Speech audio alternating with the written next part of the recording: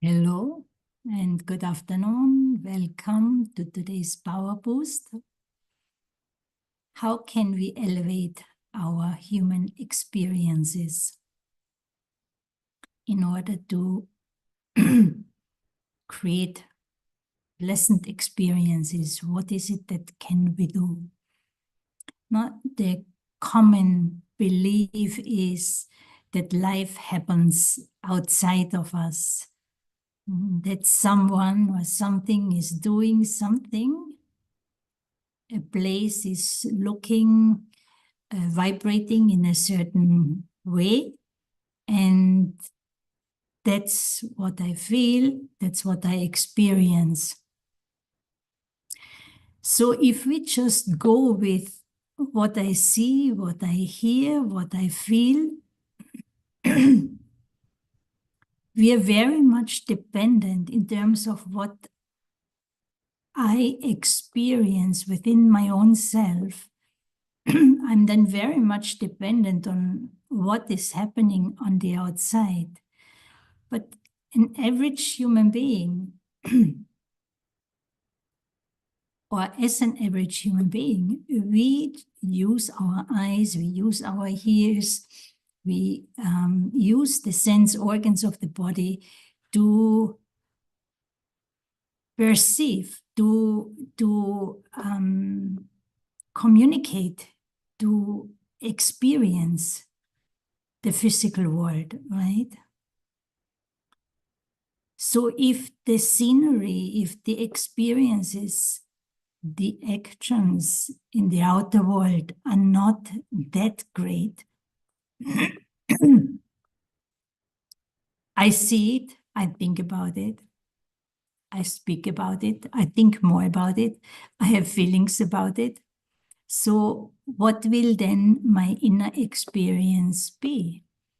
Maybe an experience of upsetness, of confusion, maybe even anger or worse. And what do we usually do? We blame, we point the finger. Look what is happening here. Did you hear what that one is saying? Did you see? And so we start to connect with these outer experiences, outer sceneries through the sense organs. And then we have our own thoughts about it. And actually, I am in this way creating my own inner experience. So what is happening on the outside in terms of whatever scene is playing out, whatever someone is doing, not doing, saying about places, how they are, and this and that. So nature is just nature, right? If I feel good about it, if I don't feel good about it, for example, certain scene in nature, it depends on how I perceive it, the meaning I give it, what it means to me, how I feel about it, is created in my own mind. Through the sense organs, we are taking information in, and then I give meaning to it. I perceive it in a certain way based on some subtle, invisible habits that we have created at a subtle level.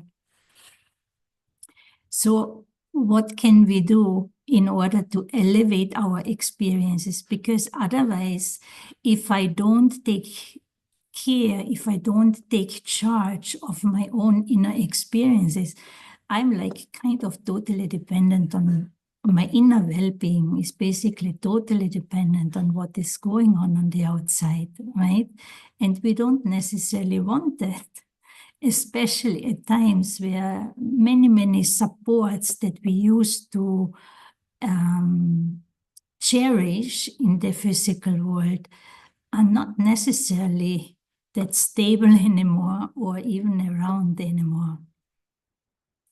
So instead of moving into hopelessness, upsetness, anger, discontentment, being very judgmental, critical, opinionated, I can actually, independent of what is going outside, I can create an inner experience in relation to what is going on outside. And it is within the power of my own consciousness what I make out of what I see. And actually, it's even more subtle. I can even choose what I want to see, how I want to see, for how long. But what's the critical factor? What is that thing that will allow me to be more in charge of my creating my own inner experiences? And so that's where we dive very deep, and it's coming down to the level or the kind of consciousness I am in. It's either physical, in relation to my own self, I'm this physical being, human being, this body, temporary, perishable, or I consider myself to be a spiritual being, imperishable. I exist all the time. And we call that soul consciousness. And so why would that matter, to make that effort to practice being soul conscious, connecting at a subtle level? Well, I think there's a very good reason for that, because what we want to experience in life, we want to feel happy, peaceful, complete. We want to feel that we have everything, right? That satisfaction, that contentment. So all of that, these treasures lie actually within my own self.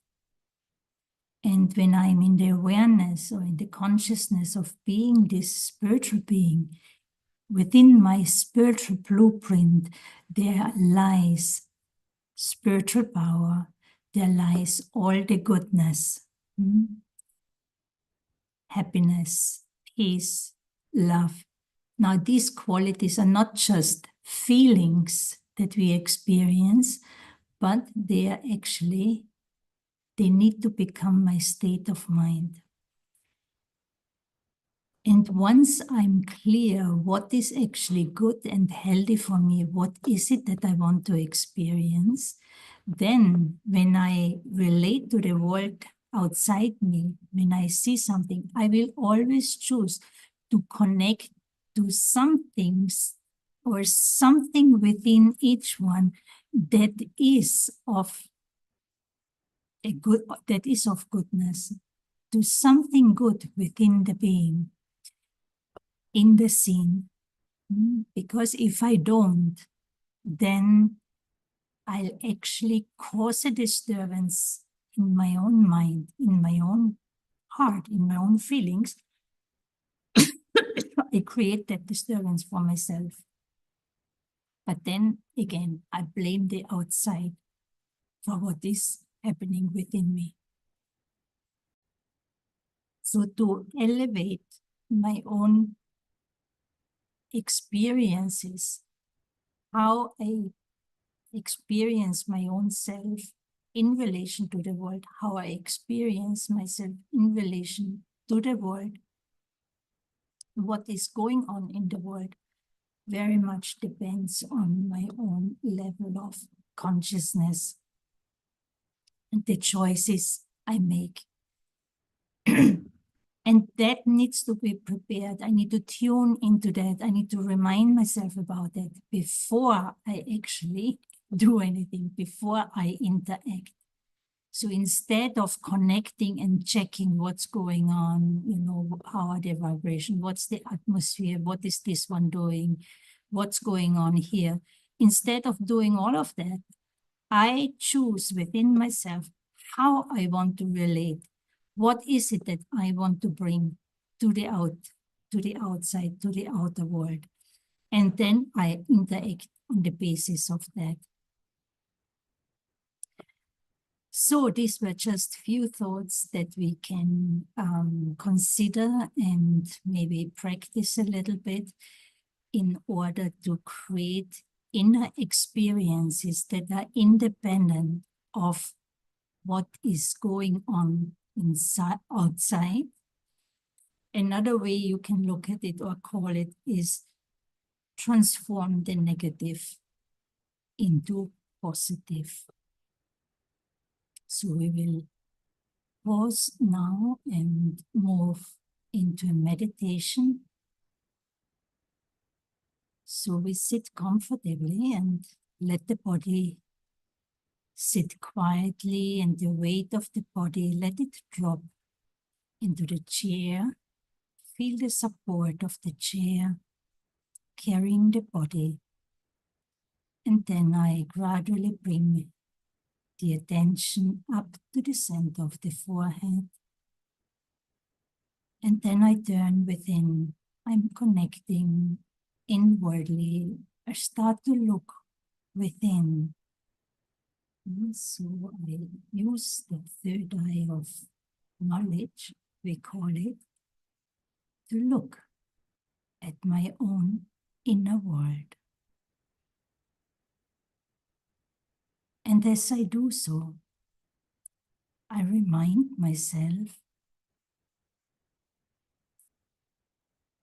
that I am not just this physical body. I do have my social, my physical identity, but when it comes to the more subtle activities of the being, I understand that all the thoughts, the feelings, and consequently the experiences emerge within my own spiritual being, in my own consciousness. So I consider myself to be a spiritual being, a being of light, a being of goodness.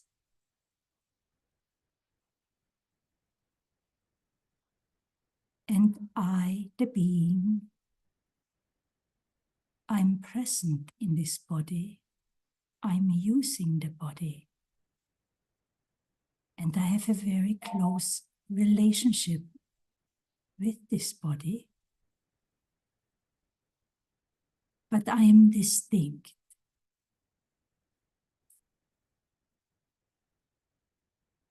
And within me, there lies an ocean of goodness. I have many spiritual powers. I carry peace, love, bliss within me. I'm clean, free of pollution. There's just light. I am that light. Stable in my original goodness.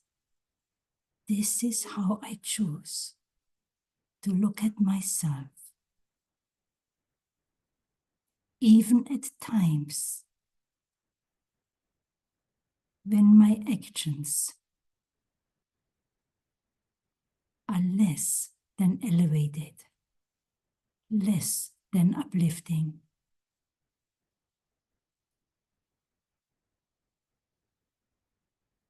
If I use my original blueprint, if I consider my original blueprint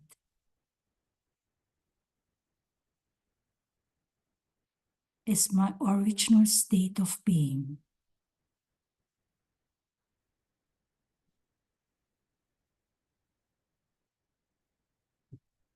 then I can always remind myself of that, and I choose to connect to that part within the self that is pure, clean, peaceful.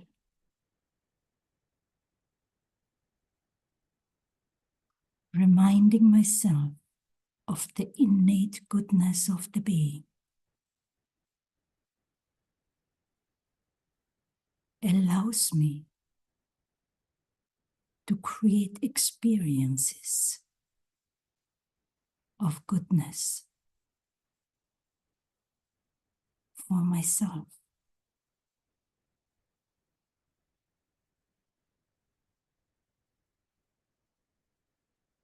And to the extent I can turn the negative into the positive based on the understanding of my true self, I let go of what is not healthy, what disturbs, what is wasteful. I know it is there,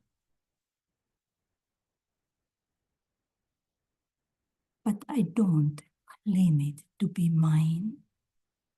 I do not engage with that. I know, I observe, and under observation, everything that is not elevated will just dissipate. It comes, it is here, and it will go. But let me reaffirm to my own self of my true being, true self, about my innate goodness. And use my ability to think, my ability to discern, my ability to make decisions when I am connected to my original goodness, to my light and power.